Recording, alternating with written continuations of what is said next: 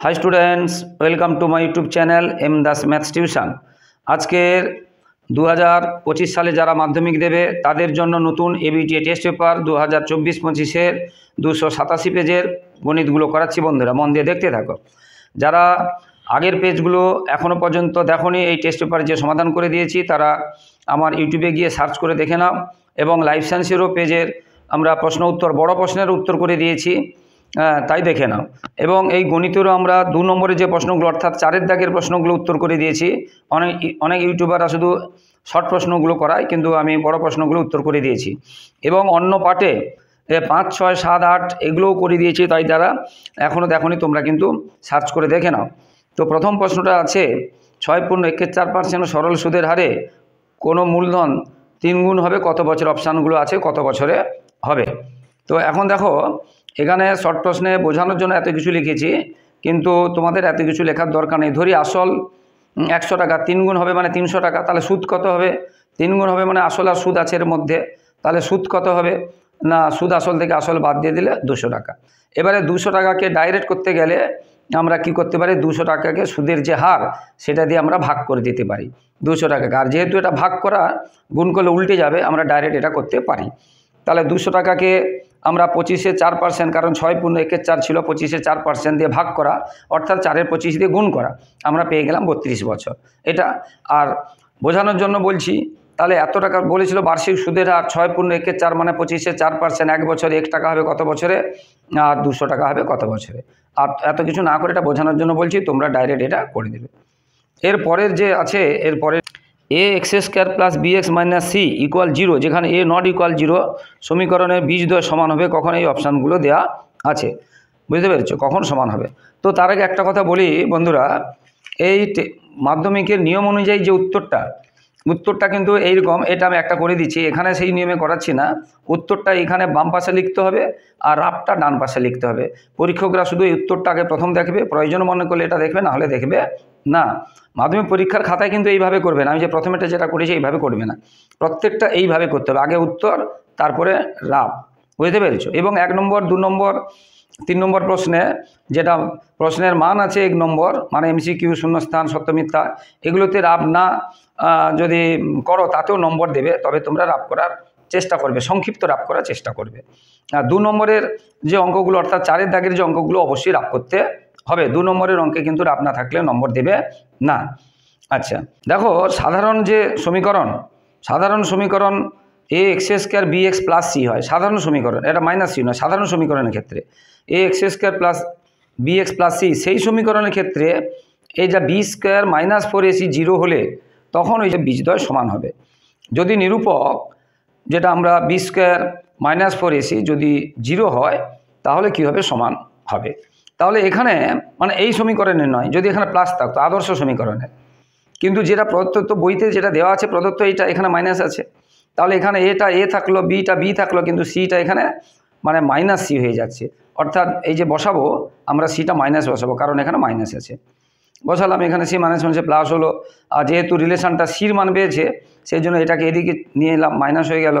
তাহলে 4ac, সির সঙ্গে 4 এবং এ গুণ আছে, নিচে চলে গেল, তাহলে এটাই আনসার। এটা তোমাদের কোন অপশানে আছে সেটা দেখে বলতে হবে। অপশান কি আছে না ভালো করে দেখবে, এটাও আছে এটাও আছে, কিন্তু এখানে মাইনাস নেই, এখানে মাইনাস আছে, তাহলে অপশান ডি ভালো করে দেখে করবে।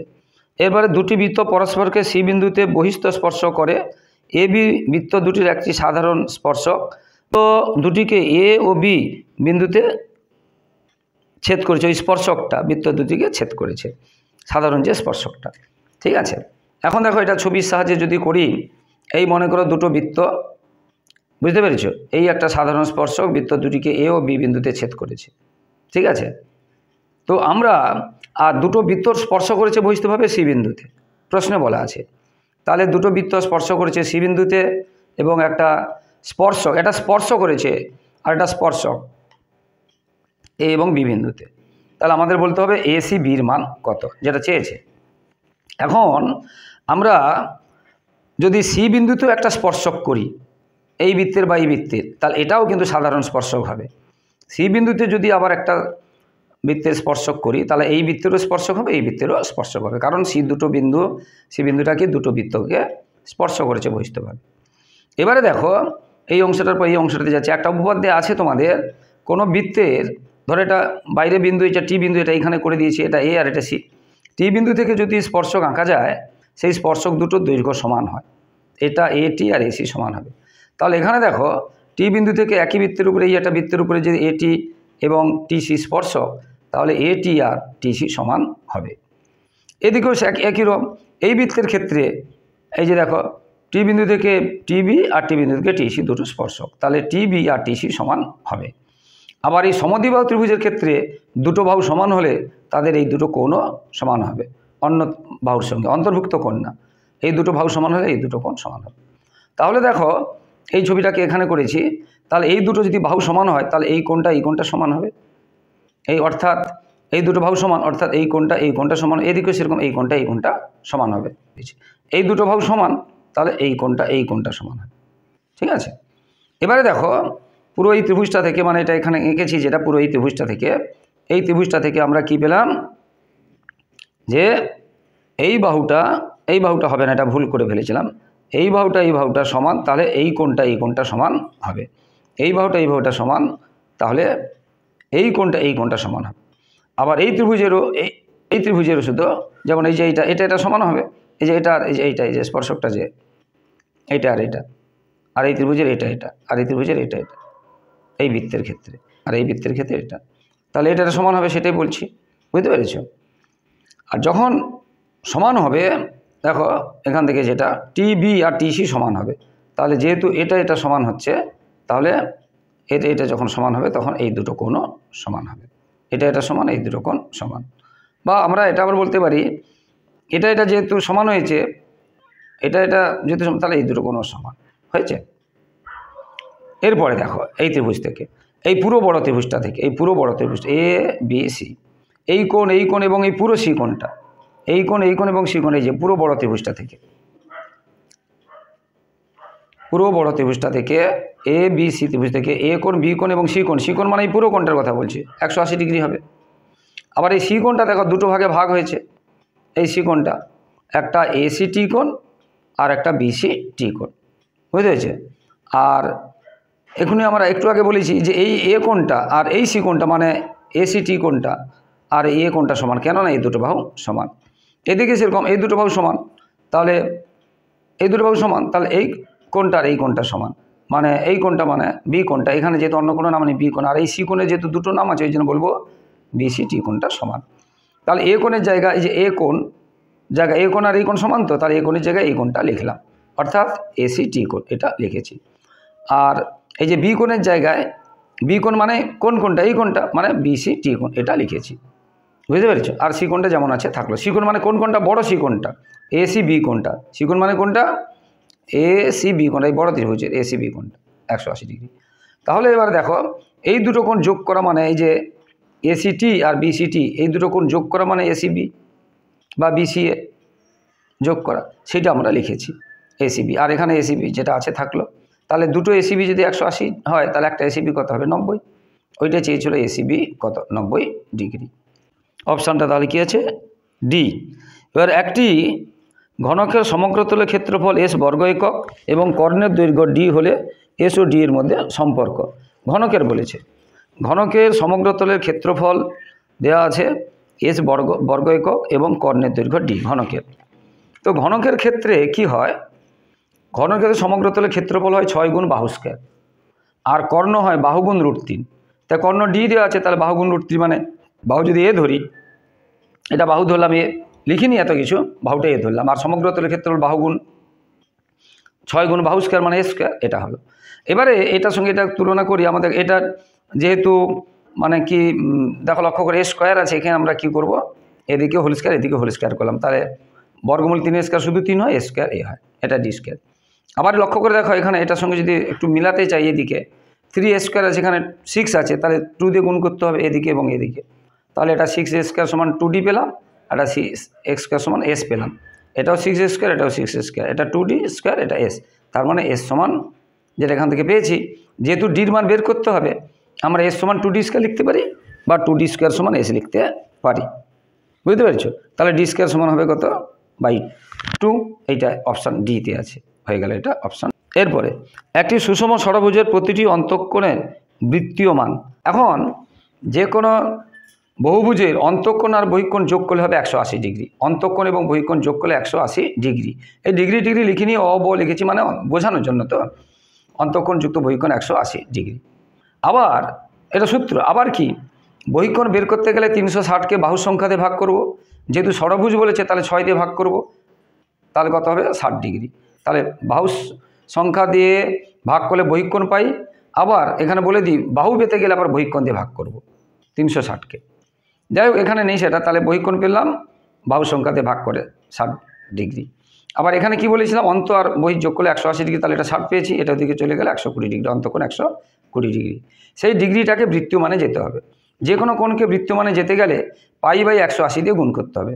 তাহলে π/180 ডিগ্রি গুণ 120 ডিগ্রি, এটা কাটাকাটি করলাম, 0 0 কেটে দিলাম, 6 দিয়ে 12, 6 3 18, 3 দেখেছো 2π/3 পাই রেডিয়ান। এটা এখানে কিন্তু হয় রেডিয়ান, এটা এরকম সির মতো লিখতে হবে, নাহলে ভাষা দিয়ে তোমাদেরকে রেডিয়ান লিখতে হবে।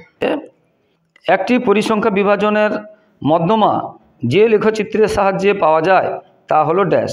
এটা তোমাদের টেক্সট বইতে আছে যে 26.12345 মধ্যে এই যে মধ্যমা নির্ণয়ের জন্য তোমাদের যে ওজাইব আছে, বুঝতে পেরেছো, পাবে ওখানে যে ওজাইব, তাকে কি বলে, ওজাইব বলে। এর দাগের শূন্যস্থান পূরণগুলো কি আছে দেখো।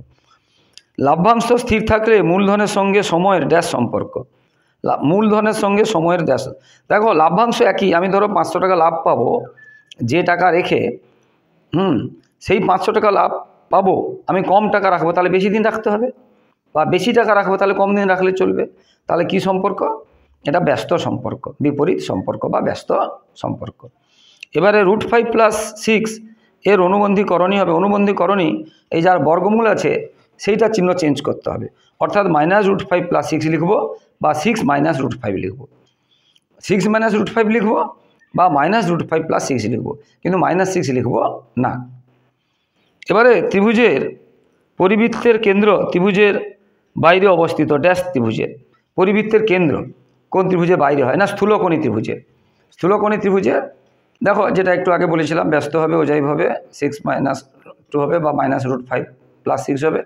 স্থূলকোণী দেখো এখানে এইরকম বৃত্তের ক্ষেত্রে মানে এই ত্রিভুজের বাইরে হচ্ছে, কিন্তু সূক্ষ্মকোণীতে দেখো বৃত্তের ত্রিভুজের ভিতরে হচ্ছে কেন্দ্রটা, বুঝতে পারলে। আচ্ছা, sin θ -30 ডিগ্রি = 1/2 হলে tan θ এর মান কত? দেখো খুব ভালো অঙ্ক, সহজ অঙ্ক। এই ধরনের ইতের উপরে কিন্তু একটা অঙ্ক আসে পরীক্ষায়, বইতে দেওয়া আছে sin θ -30 = 1/2। 1/2 সাইন কার্বন, যেহেতু এখানে সাইন আছে, এখানে 1/2 সাইন কার্বন বের করবো না, sin 30 ডিগ্রি। এবারে সাইন চলে গেল, তাহলে এটা সমান এটা থাকলো, এটা দিকে চলে এলো, θ 60 ডিগ্রি। এবারে tan θ এর মান চেয়েছে, θ পেয়েছি কত 60 ডিগ্রি, tan 60 ডিগ্রি, আর tan 60 এর মান কত √3। এটা হয়ে গেল উত্তর। এরপরে কি বলেছে, একটি লম্ববৃত্তাকার চোঙের আয়তন এবং বক্রতলের ক্ষেত্রফলের সংখ্যামান সমান হলে চোঙটির ব্যাসের দৈর্ঘ্য কত? খেয়াল রাখবে, ব্যাসের দৈর্ঘ্য বলেছে, উত্তরে কিন্তু ব্যাস বেরোবে না, ব্যাসার্ধ বেরোবে, তার থেকে ব্যাস বের করতে হবে। চোঙের ক্ষেত্রে আয়তনের সূত্র কি, πr²h, আর বক্রতলের সূত্র কি 2πrh। এই দুটো সমান বলেছে, তাহলে এখানের পাই তুলে দিলাম, এখানের এইচ তুলে দিলাম, এখানের একটা আর এখানে একটা তুলে দিলাম, তাহলে এখানে একটা আর পড়ে থাকলো, আর এখানে 2 পড়ে থাকলো। আরটা কি ব্যাসার্ধ, কিন্তু প্রশ্নে চেয়েছে ব্যাস, মানে 2r, 2 দিয়ে গুণ করবো, 4 একক হয়ে গেল। এরপরেরটা বলেছে যে শ্রেণীর পরিসংখ্যা সবচেয়ে বেশি তাকে ড্যাশ বলা হয়। তাকে কি বলা হয়? যার পরিসংখ্যা বেশি তাকে বলা হয় সংখ্যা গুরুমান শ্রেণী। তাকে কি বলা হয়? সংখ্যা গুরুমান শ্রেণী। বেশি মানে কি? গুরু, এই জন্য তাকে বলা হয় সংখ্যা গুরুমান শ্রেণী। এবারে 3 দাগেরগুলো দেখো। এর মূলধন বি এর মূলধনের 2 × 1 = 2 গুণ হলে এ ও বি এর লাভ্যাংশ অন্য। এটা মুখে মুখে যদি করো, এটাকে আগে পূর্ণ ভাঙিয়ে দাও, 2 দিয়ে 4 কে 5, 5 এর 2, 5 এর 2 কে বড়? এর মূলধন বি এর মূলধনের থেকে বড়, মানে এ বড়। এটাকে কি করতে পারি, এ সমান যেটা বইতে বলেছে 2.5 গুণ, মানে 5 এর 2 গুণ, তাহলে এ অনুপাত বি, এটাই তো এ, তাহলে এটা এ, আর বিটা তো বি গোটাটাই আছে, বি তুলে দিলাম, 5 এর 2 অনুপাত এটা ভগ্নাংশ করলে এটাকে এটা দিয়ে গুণ করে দিলে হয়ে গেল 5:2, 5:2। কিন্তু বইতে কি আছে? 2:5 উল্টো আছে, তাহলে এটা কি হবে? মিথ্যা, এটা হবে মিথ্যা। এরপরেরটা, এটা অনুপাত, এটা বিসি অনুপাত এ স্কোয়ার, এসি অনুপাত বি স্কোয়ার, যৌগিক অনুপাত। যৌগিক অনুপাত মানে কি, প্রথমেরটা গুণ করব তাকে বলে পূর্বপদ, আর পরেরটা গুণ করব তাকে বলে উত্তরপদ। তাহলে আমরা এ বির সঙ্গে বিসি এবং সি এ গুণ করব, অনুপাত দিয়ে এবার সি স্কোয়ার, এ স্কোয়ার এবং বি স্কোয়ার গুণ করব। সেটাই আমরা করেছি। দেখো এ বি বিসি সি এ গুণ করছি, আর এগুলো দিয়েছি। গুণ করলে দেখো এ দুবার আছে, বি দুবার আছে, সি দুবার আছে, এই জন্য স্কোয়ার। আর এটা একই হয়ে গেছে, তারপরে 1:1, ওটা দেওয়া ছিল 1:1, তাহলে সত্য। এবারে অর্ধবৃত্তাংশ অপেক্ষা ক্ষুদ্রতর, যখন ক্ষুদ্রতর হবে, বৃহত্তর যখন হবে সূক্ষ্মকোণ, ঠিক আছে, আর এটা ক্ষুদ্রতর হলে স্থূলকোণ হবে, এটা মনে রাখবে। এটা ছবির সাহায্যে যদি দেখাই, দেখো ভালো করে, তাহলে এটা সত্য হবে। কি বলেছে, এটা না বৃহত্তর, তাহলে সূক্ষ্মকোণ আছে, তাহলে সত্য, বুঝলেন। দেখো যদি এটা একদম ব্যাসের উপরে হয়, মানে অর্ধেক বৃত্তের উপরে, এটা 90 ডিগ্রি হয়। এবার দেখো ব্যাস থেকে এটা নেমে গেছে, তাহলে এই কোণটা ছোটো হয়ে গেছে। আর এটা দেখো ব্যাসের উপরে আছে, মানে অর্ধেক বৃত্ত, এটা অর্ধবৃত্ত থেকে বড়, এইখানটা এই চাপটা, এইখান থেকে এই চাপটা অর্ধবৃত্ত, আর এখান থেকে চাপটা কি অর্ধবৃত্ত থেকে অনেক বড়, আর এখানে চাপটা কি অর্ধবৃত্ত থেকে ছোট। তাহলে যখন ছোট হচ্ছে দেখো এই কোণটা বড় হচ্ছে, যখন বড় হচ্ছে দেখো চাপটা, তখন কোণটা ছোট হচ্ছে, আর অর্ধেকটা হলে 90 ডিগ্রি হচ্ছে, তাহলে এটা হবে স্থূলকোণ। একটি নিরেট গোলকের ব্যাসার্ধের দৈর্ঘ্য দ্বিগুণ করলে গোলকের আয়তন দ্বিগুণ হবে। এটা দ্বিগুণ হবে বলছে, এটা ভুল আছে, 8 গুণ হবে। দেখো যে কোনো গোলকের ক্ষেত্রে সূত্র 4/3 পাই আর কিউ, আর যদি ব্যাসার্ধ হয়। এবার ব্যাসার্ধকে দ্বিগুণ করেছে, আর এর জায়গায় 2r এর হোল কিউ করতে হবে। 2r এর হোল কিউ মানে কত, 2 এর কিউ মানে কত, 8, আর আর কিউ আর। এই 8টাকে যে সামনে আনি, তাহলে 4/3 পাই আর কিউ, এইটাকে সামনে আনলাম, 4/3 পাই আর কিউ 8। এখানে দেখো শুধু প্রথমে কত ছিল, 4/3 পাই আর কিউ, আর এখানে 8 × 4/3 পাই আর কিউ, তাহলে 8 গুণ হয়েছে। প্রশ্নে বলা আছে দ্বিগুণ হবে, বুঝতে পেরেছো, কিন্তু দ্বিগুণ হবে না, কত গুণ হবে, 8 গুণ হবে, তাহলে এটা হলো মিথ্যা। ত্রিভুজ এ বি সি এর বি কোণ যদি 90 ডিগ্রি হয় এবং এ বি সমান বিসি হয়, তাহলে সি 60 ডিগ্রি। তাহলে দেখো আমরা যদি এই ছবিটা আঁকি, ধরো এখানে বি এ সি, কারণ বিটা 90 ডিগ্রি বলেছে, আর এ বি সমান বিসি বলেছে। দেখো একটা ত্রিভুজের, যে কোনো ত্রিভুজের 3টি কোণ হয় 180 ডিগ্রি। এটা 90 ডিগ্রি বলেছে, তাহলে দুটো নিয়ে হবে 90 ডিগ্রি, কারণ 90 আর 90 180। আবার দেখো এই দুটো বাহু সমান, বইতে বলেছে, আমরা আগের একটা অঙ্কেও করেছি এরকম, দুটো বাহু সমান হলে এই দুটো কোণও সমান হবে। তাহলে এটা 90 ডিগ্রি, আর এই দুটো নিয়ে 90 ডিগ্রি, এবং দুটো সমান, তার মানে একটা হবে 45 ডিগ্রি। তাহলে যেটা চেয়েছে আর একটা কত হবে, 45 ডিগ্রি, কিন্তু এখানে বলছে 60 ডিগ্রি, তাহলে এটা মিথ্যা। এবারে তথ্যের মধ্যমা হলো, এখানে তো কিছু দাগ নম্বরও দেওয়া নেই, মধ্যমা দাগ নম্বর দেওয়া নেই, অঙ্কটা ইনকমপ্লিট আছে, ঠিক আছে। 4-এর রাকেটার চেয়ে বার্ষিক 5% চক্রবৃদ্ধি হার সুদে কিছু টাকার 2 বছরের চক্রবৃদ্ধি সুদ 616 টাকা 15 টাকা হলে আসল নির্ণয় করা। এই অঙ্কটা একটু ভালো করে বুঝতে হবে, প্রত্যেকটা অঙ্ক, শুধু এই অঙ্কটা নয়, প্রত্যেকটা অঙ্ক খুব ভালো করে পড়ে বুঝে নিতে হবে। কীটা দেওয়া আছে এখানে, বলা আছে সুদ, চক্রবৃদ্ধি সুদ, সমূল দেওয়া নেই। সূত্র, আমাদের যে সূত্র জানি a = p × 1 + r/100⁴n, সেখানে সুদ কোথাও কাজে লাগে না, সেখানে কোথাও সুদ কাজে লাগে না। তাহলে কি দেওয়া আছে, সুদ দেওয়া আছে, যেটা আমাদের সূত্রে কোথাও বসাতে পারবো না। 2টা বসাতে পারবো n, 8টা বসাতে পারবো 5%। তাহলে আমরা জেনারেল যে নিয়ম আছে, আমরা কি জানি যে a সমান p × 1 + r/100⁴n। তো পিটা দেওয়া নেই, আবার এটাও দেওয়া নেই, শুধু আর এনটা দেওয়া আছে, সেখানে বসিয়ে দিলাম r সমান 5 আর n সমান 2। এটা 5 আর 100 কেটে দিলাম, 120, এটা যোগ করলাম, 20 কে 20 একে 21, 21-এর 20 দুবার আছে, স্কোয়ার আছে বলে দুবার দিলাম। তাহলে এটা হলো কি এ মানে কি, এর মধ্যে সুদও আছে আসলও আছে। এবার এইখান থেকে যদি আসল আমরা পি ধরেছি, বা যদি বাদ দিয়ে দিই, এই যে সুদ আসল থেকে যদি আসল বাদ দিই, তা আমরা সুদ পাবো, আর সেইটাই বইতে বলেছে 615 টাকা। তাহলে বুঝতে পেরেছো, আর সেটা বইতে বলেছে 615 টাকা। তাহলে পি সমান কত, এটা বাদ দিলাম, এটা বাদ দিলে হবে 441 p - 400 p/400, তাহলে এটা হবে 41 p/, এটা এর নিচেটা উপরে উঠে গেলে, উপরটা হয়ে গেল 6000 টাকা। এরপরেরটা দেখো বন্ধুরা, এরপরেরটা কি আছে, 4-এর দাগের অঙ্কগুলো একটু বেশি করে করবে, কারণ নিজেকে করতে হবে। এবার x² - x = k × 2x - 1 সমীকরণে বীজদ্বয়ের সমষ্টি 0 হলে k এর মান কত।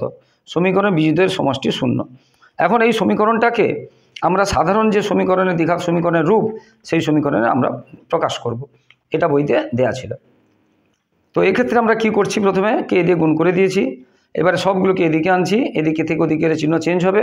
এবার এই যে দুটো এক্স আছে, এক্স কমন নিয়েছি, সামনে মাইনাস আমরা লিখিনি কেন না, সমীকরণের সাধারণ রূপে এখানে প্লাস হয়, এখানেও প্লাস হয়, তাহলে প্লাস কিন্তু এদের মাইনাস আছে, আমরা এই জন্য লিখলাম না কেন এখানে মাইনাস, সমীকরণের সাথে a x square plus b x plus c হয়, এই জন্য প্লাস রেখেছি, তাহলে এই দুটো মাইনাস ভিতরে থেকে গেল। তাহলে এটা এ, এটা বি আর এটা সি।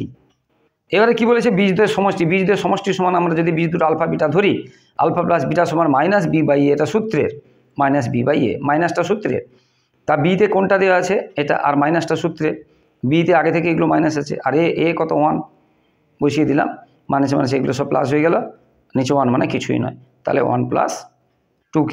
এবং সেটা বীজদ্বয়ের সমষ্টি কী হবে বলেছে প্রশ্নে কি বলেছে, কত হবে, 0 হবে, তাহলে এটা সমান 0, 1টা এদিকে চলে গেল মাইনাস, কে এর সঙ্গে গুণ ছিল বাই, তাহলে আনসার হলো কে সমান 1/2, মাইনাস কিন্তু দিতে হবে, -1/2। এরপরে এক্স ভ্যারিজেজ ওয়াই হলে, মানে এক্স ও ওয়াই সমানুপাতে সরল ভেদে থাকলে x plus y varies x minus y দেখাও, প্রমাণ করো যে এটা এক্স প্লাস ওয়াই আর এক্স মাইনাস ওয়াই সরল ভেদে আছে। দেখো এটা সমান আমরা এই ভ্যারিজেজ চিহ্ন বা ভেদ চিহ্নটাতে গেলে কে দিতে হয়, কে অশূন্য ভেদ ধ্রুবক, কে নট ইকুয়াল 0 বা ধ্রুবক দিলাম। এইবারে এই জায়গাটা এত ভ্যারিজেজ এটা প্রমাণ করতে গেলে যেটা সমান মানে ভেদ প্রমাণ করতে হবে, এটাকে নিচে নামিয়ে আমরা করব। এরকম এক্স প্লাস ওয়াই প্রমাণ করতে বলেছিল ভ্যারিজেজ এক্স মাইনাস ওয়াই, সেই এক্স মাইনাস ওয়াইটাকে নিচে নামিয়ে করব। এটা বা এটা যদি ধ্রুবক হয় তখন আমরা লিখব এইটা ভ্যারিজেজ এটা, এটা বা এটা যদি ধ্রুবক হয় তখন লিখব এটা ভ্যারিজেজ এটা। আমাদের এটা প্রমাণ করতে বলেছে, কিন্তু আমরা এটাকে নিচে নামিয়ে দিয়ে কাজ করে যাব, বুঝতে পেরেছ? এবারে এক্সের মান কী পেয়েছি এখানে দেখো, কে ওয়াই বসালাম। এবার এখানে ওয়াই কমন চলে গেলে কে প্লাস 1, এখানে ওয়াই চলে গেল কে -1, ওয়াই কেটে গেল, তাহলে এই অংশটা কি, এখানে তো ধ্রুবক, তাহলে এত বাই এত সমান ধ্রুবক পেলাম। যখন এত বাই এত ধ্রুবক পাবো তখন আমরা লিখবো অতএব এত ভ্যারিজেজ এত, মানে যেটা প্রমাণ করতে বলেছিল। ঠিক আছে, এরপরের অঙ্কটা, একটি বৃত্তের দুটি জ্যায়ের দৈর্ঘ্যের অনুপাত দেওয়া আছে 4:3, জ্যা দুটি বৃত্তের কেন্দ্রে জ্যা দুটির কেন্দ্র থেকে দূরত্ব দেওয়া, কেন্দ্র থেকে একটা 9 সেমি একটা 12 সেমি দূরে, তবে কেন্দ্রের নিকটবর্তী জ্যার দৈর্ঘ্য কত হবে? ভীষণ ইন্টারেস্টিং অঙ্ক আছে। তাহলে এখানে বইতে বলা ছিল দুটি জ্যা দৈর্ঘ্যের অনুপাত 3:4 অনুপাত দেওয়া ছিল, সেখানে আমরা ধরিলাম একটা জ্যা 3x আর একটা জ্যা 4x, এবং এই যে 9 সেমি আছে 12 সেমি আছে, এই জন্য সবে সেমি ধরলাম। শর্ট প্রশ্নে এত লেখার দরকার নেই, যে কথাটা বারবার বলছি, এইরকম করলে তোমাকে ফুল মার্ক দেবে। এই সেমি টেমি লিখনি বলে যে নম্বর কেটে দেবে তা কিন্তু নয়। তাহলে 3x, এই যে ধরিলাম 3x কিচ্ছু লেখার দরকার নেই, তাতেই নম্বর দেবে, ফুল মার্কস দেবে। শুধু একটু দেখিয়ে দিতে হবে যে তুমি কি করেছো, চুরি করেছো না তুমি নিজে করেছো। তো অনুপাত ছিল 3:4, তাহলে 3x 4x, এবং যেটা যথাক্রমে বলেছিল তার মানে আগে যেটা বলবে 3 বলে আগে 12 হবে, তারপরে 4 বললে তাহলে 9 হবে, সেই জন্য এখান থেকে 12, এখান থেকে কেন্দ্র থেকে দূরত্ব হয়ে গেল। ঠিক আছে, এটা কেন্দ্রের বিপরীত পাশে করেছি, কেন্দ্রের একই পাশে হলেও একই রকম এইরকম হবে। এখান থেকে এই পর্যন্ত হচ্ছে 12, আর ভালো করে বোঝো একদম, এখান থেকে এই পর্যন্ত 12, আর এখান থেকে এই পর্যন্ত হচ্ছে 9, এইটুকু 9, এখান থেকে এই পর্যন্ত 9, এখান থেকে এই পর্যন্ত 12। ঠিক আছে, আর এটা 4x আর 3x আর এটা 4x। যাই হোক, এখন এই ছবিটাতে দেখো ভালো করে, কেন্দ্র থেকে যে এটা কি ব্যাসার্ধ, এটাও ব্যাসার্ধ, একই বৃত্তের সব ব্যাসার্ধ সমান হবে, তার মানে এখান থেকে এটা যত হবে এখান থেকে সেটা ততটা হবে, এখান থেকে এটা যত, এখান থেকে তত।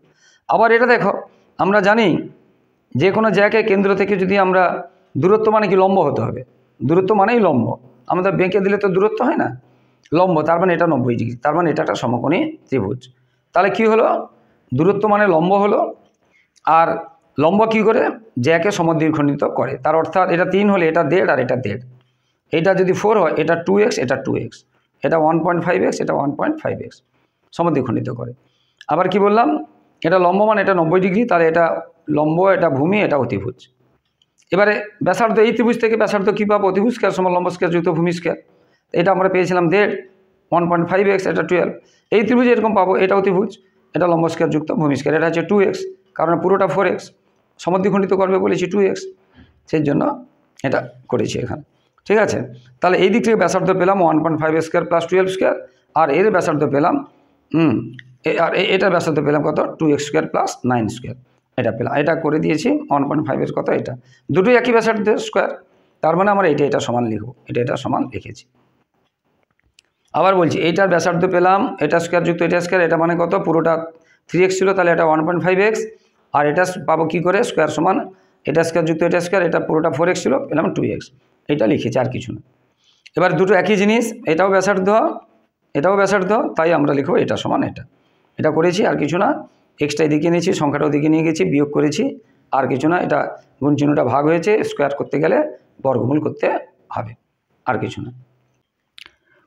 একটি লম্ববৃত্তাকার চোঙের উচ্চতা দেওয়া আছে h 14 সেমি এবং বক্রতলের ক্ষেত্রফল দেওয়া আছে 264 বর্গ সেমি, আয়তন কত, সেমি আছে এবং আয়তন কত। তো উচ্চতা যেহেতু দেওয়া আছে, উচ্চতা দেওয়া আছে 14 সেমি, সেটা আমরা লিখলাম। এবং আয়তন সূত্র কি, আয়তনের সূত্র না কি, আরেকটা কী দেওয়া আছে, আয়তনটা বের করতে হবে। বক্রতলের ক্ষেত্রফল দেওয়া আছে, বক্রতলের ক্ষেত্রফল কি 2πr/h, এটা দেওয়া আছে। আবার এইচের মানটা আমরা জানি, এটা দেওয়া আছে। আর বাইরের মান আমরা জানি 22/7, তাহলে বসিয়ে দিলাম, এইচ বসিয়ে দিলাম, পায়ের তাহলে আর সমান কত পাবো, এই 7 দিয়ে 14 কেটে গেল, এই গুণগুলো নিচে চলে গেল, আর সমান পেলাম 3। এবার কি চেয়েছে, আয়তন, চোঙের আয়তন সূত্র কি πr²h, তাহলে পায়ের মান জানি 22/7, আর পেয়েছি 3 স্কোয়ার মানে একসাথে করে দিয়েছি, এই যে মানে 14 কাটাকাটি করলাম, 7 দিয়ে 14, এটা গুণ করলাম, গুণ করলে এত। এটা ঘন সেমি 396, এই ঘন সেমি, এটা কিন্তু ঘন সেমি, এই ঘন কথাটা লিখতে হবে, আয়তনের সূত্র ঘন সেমি হয় একক, ঠিক আছে। এরপরে বলেছে দুটি মিশ্র দ্বিঘাত করণী লেখো যাদের গুণফল একটি মূলদ সংখ্যা। এরকম অনেক উদাহরণ আছে, তোমরা যে কোনো উদাহরণ লিখবে। ধরো আমি যদি লিখি √7 আর -2 আর √7 + 2, বা এটাও যদি আগে লেখো, এটা যদি পরে লেখো, কোনো ব্যাপার না। তো এই দুটো গুণফল মানে এটা যদি গুণ করি, তাহলে a² - b² মানে a + b × a - b কার সূত্র হবে, a² - b²।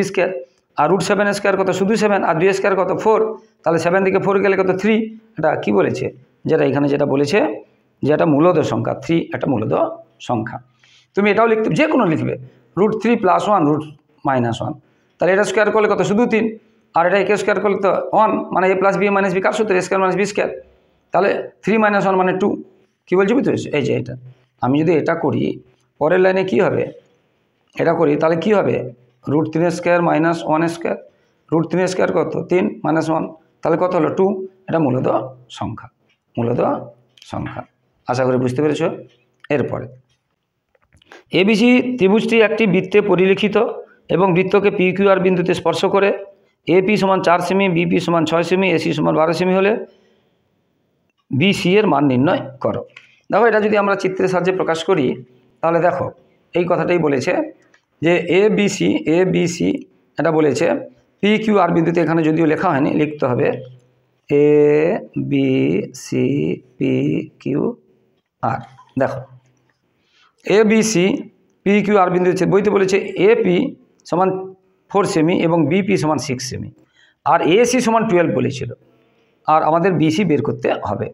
এখন দেখো আমরা আগে একটা করিয়েছি, তবু একবার করে দিচ্ছি। ধরো এই একটা বৃত্ত, বৃত্তের কেন্দ্র থেকে যে স্পর্শক আঁকা হবে, এটা কি হবে, সমান হবে। বৃত্তের কেন্দ্র থেকে এই একটা স্পর্শক এটা আঁকলে এটা সমান হবে, ঠিক আছে, আমরা আগেও করেছি। তাহলে এই বৃত্তের বাইরে বিন্দু থেকে এ থেকে, বৃত্তের কেন্দ্র থেকে নয়, সরি ভুল বলেছি, বৃত্তের বাইরে বিন্দু থেকে, কেন্দ্র থেকে নয়, বৃত্তের বাইরে বিন্দু থেকে। তো এ থেকে এই ও কেন্দ্রের বৃত্তে যে স্পর্শক আঁকি, মনে করো AP আর AR দুটো স্পর্শক, তাহলে সমান হবে। তাহলে এটা যদি 4 হয়, এটাও 4 হবে। আবার এই পুরোটা ছিল 12, এখান থেকে 4 চলে গেলে এটা থাকলো কত 8, 12 থেকে 4 চলে গেলে, 12 থেকে যদি 12 থেকে যদি 4 চলে যায়, কত থাকছে 8, হয়ে গেল 8, তাহলে এটা হয়ে গেল 8। আবার যেটা বললাম, এটা যদি 8 হয়, এটা 8 হবে, কারণ এই বৃত্তের এই বিন্দু থেকে স্পর্শক, এটা 8 হলে এটা 8 হবে। ঠিক সেই রকম এদিকে বইতে বলেছিল BP 6, তাহলে এটা যদি 6 হয়, BQও 6 হবে, তাহলে এটা 6 আর এটা 8, তাহলে দুটো কত হবে, 6 + 8 14 সেমি।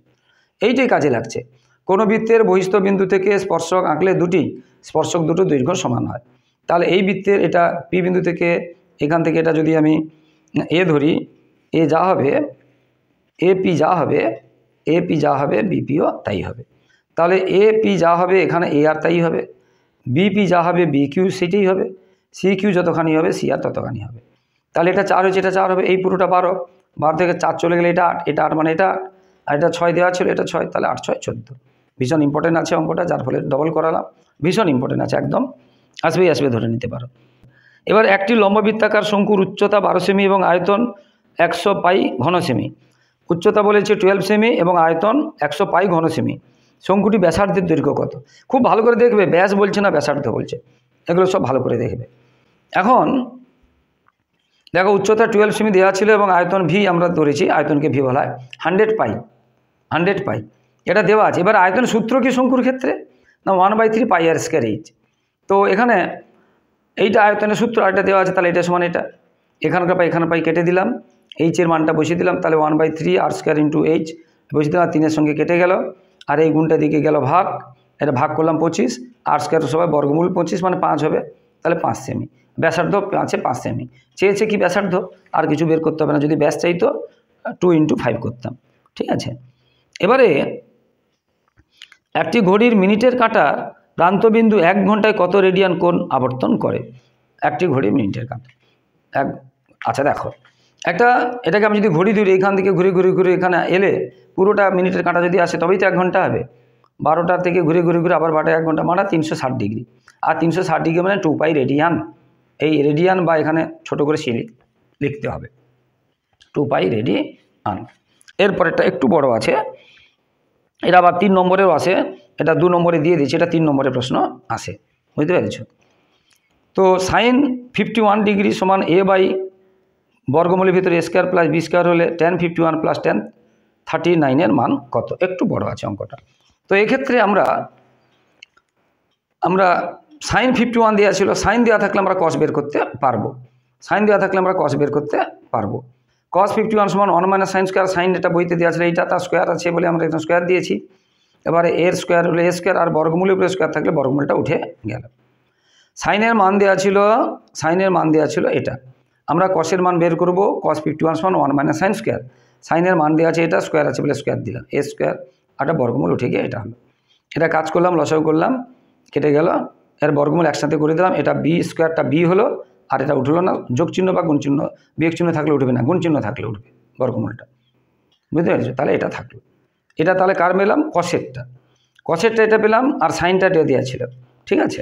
এবারে আমরা কি করব? টেনের মান বের করব। কেন না, এখানে দেখো লক্ষ্য করে tan 51 চেয়েছে, তো tan 51টা আমরা কি করে বের করতে পারি? tan সমান কি জানি? Sine by cos. সাইনের মানটা বুঝতে পেরেছো? এখানে দেখো বইতে এটা দেওয়া ছিল, আর কসের মানটা আমরা বের করেছি, সাইনের মান এটা দেওয়া ছিল, কসের মানটা বের করেছি, সাইন বাই কস। এটা গুণ চিহ্ন বা এটা কেটে দিলাম, নিচে কেটে দিলাম, এটা কেটে দিলাম, তাহলে কি থাকলো? বি বাই, এটা কেটে বি বাই এ থাকলো, tan 51 b by a, tan 51 b by a. এবার চেয়েছে কি? tan 51 আবার tan 39। এবার tan 39 মানে cot 51, কারণ tan 90, এখানে আমরা যদি লাইনটা করিনি বুঝিয়ে দিচ্ছি, এইটা চেঞ্জ হওয়া মানে এইটা চেঞ্জ হওয়া মানে এটা চেঞ্জ হবে, এই দুটো যোগ করলে 90, এটা চেঞ্জ হলে মানে 51 হবে, আর টেনের করসপন্ডিংকে বুঝতে পেরেছো কট আমরা এক লাইনে করে দিচ্ছি, শর্ট প্রশ্ন তো এই লাইনে করে দিচ্ছি। তাহলে tan 39 মানে কি? tan 90 মাইনাস 51, আর tan 90 মাইনাস 51 মানে tan 90 মাইনাস থিটা মানে কট থিটা। আমরা এক কথায় বলছি, এটাকে এটা করব, এটাকে এটা করলে ট্যানটা কট হবে, বুঝতে পারলে? এটা হয়ে গেল। এবারে ট্যান মানে কি আমরা তো রাখলাম, এবার কট মানে কি? 1/tan, যেহেতু আমরা কটের মান বের করিনি, কট মানে 1/tan, এটা নিচে 1 দিয়ে, এটা নিচে আমরা 1 দিয়ে লসাগু করে এটা কি পেলাম? উপরে tan স্কয়ার প্লাস 1 বাই এটা। এবারে tan স্কয়ার, ট্যানের মানটা আমরা পেয়েছি a/2 a/b, তাহলে tan স্কয়ার মানে a/b স্কয়ার, আর ট্যান বসিয়ে দিলাম, এটা স্কয়ার করলাম, এই দুটো লসাগু করলাম, এই দুটো a square plus b square by b square হবে, আর এটা গুণ চিহ্ন দিয়ে উল্টে দিলাম, এটা লসাগু করলাম, a square plus b square by b square, এইটুকুটা লসাগু, আর এটা উল্টে দিলাম। এবার দেখো বি কেটে গেল, তাহলে একটা বি স্কয়ার, একটা বি কেটে গেল, এটা থাকলো নিচে, আর উপরে এটা থাকলো। এটাই প্রমাণ করতে বলেছিল, ভালো করে দেখে নাও।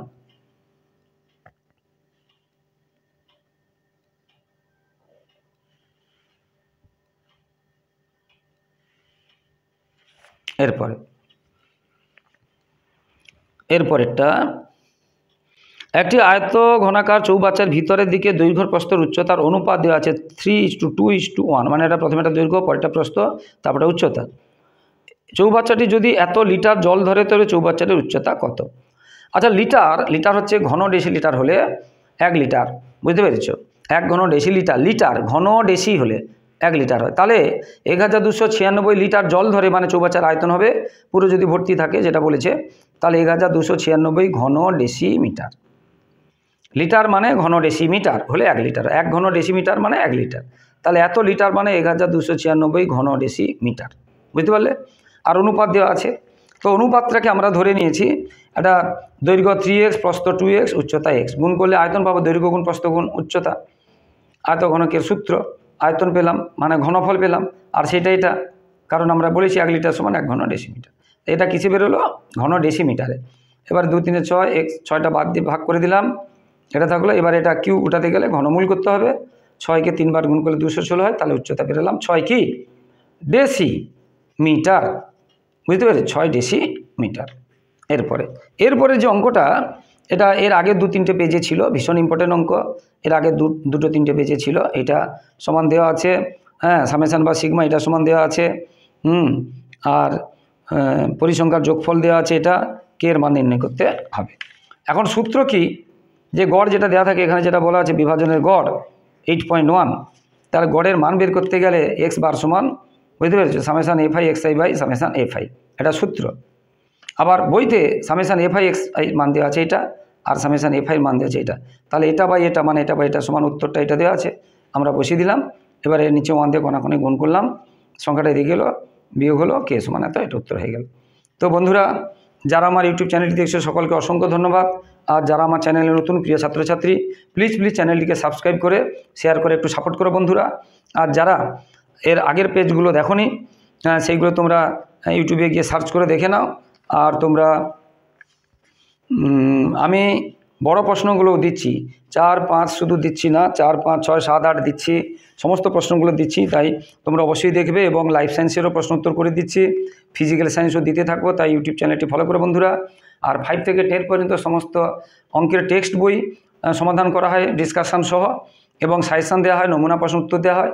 তাই তোমাদের ভাই বোনকেও যদি দাও, আমার ইউটিউব চ্যানেলের লিঙ্কটা যদি শেয়ার করো, তারাও কিন্তু খুব উপকৃত হবে, এবং তোমরা বন্ধুরাও উপকৃত হবে তাদের যদি শেয়ার করো। সবাই খুব ভালো থাকো, সবার ভবিষ্যৎ ভালো হোক, সবার পরীক্ষা ভালো হোক।